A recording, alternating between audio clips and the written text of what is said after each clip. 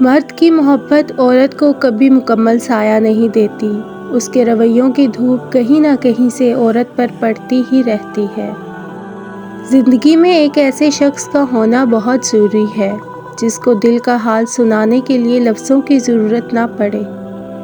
ہر وہ شخص جو آپ کی زندگی میں قدم رکھتا ہے، اس کے آنے کا کوئی نہ کوئی سبب ہوتا ہے۔ کچھ آپ کو محبت کرنا سکھا دیتے ہیں، کچھ لوگ محبت نبھانا سکھا دیتے ہیں، کچھ صبر کرنا سکھا دیتے ہیں تو کچھ خواب دیکھنا، اور کچھ لوگ انہی خوابوں کو پورا کرنے کا حوصلہ دے جاتے ہیں۔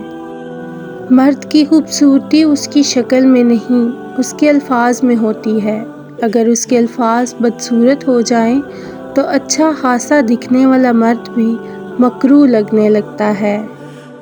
تمام رشتوں میں سب سے کمزور رشتہ تمہارے جسم اور تمہاری روح کا ہے، نہ جانے کس وقت اور کہاں ٹوٹ جائے۔ اس دنیا میں سکون سے جینے کی ایک ہی تدبیر ہے کہ ہر انسان کے پاس ایک وسیع قبرستان ہو جہاں وہ لوگوں کی غلطیوں اور خامیوں کو دفنا آیا کرے۔ اگر کوئی عورت آپ سے آپ کا مرد چرا لیتی ہے تو سب سے اچھا بدلہ یہ ہے کہ اسے ادھر ہی رہنے دے، کیونکہ اصلی مرد چوری نہیں ہوتے۔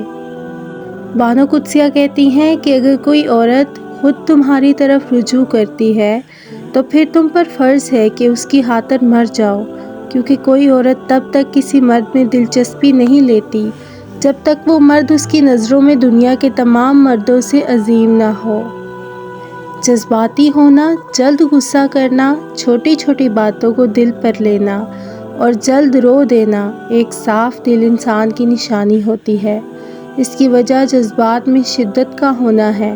یہ سب خوبیاں کبھی کسی منافق میں نہیں پائی جاتی۔ ان کا تعلق ان لوگوں سے ہوتا ہے جو رشتوں کو دماغ سے بڑھ کر دل سے نبھاتے ہیں۔ ایسے لوگ دوسروں کے لیے کسی نعمت سے کم نہیں ہوتے، پر خود کو برابر اذیت میں ڈالے ہوئے ہوتے ہیں۔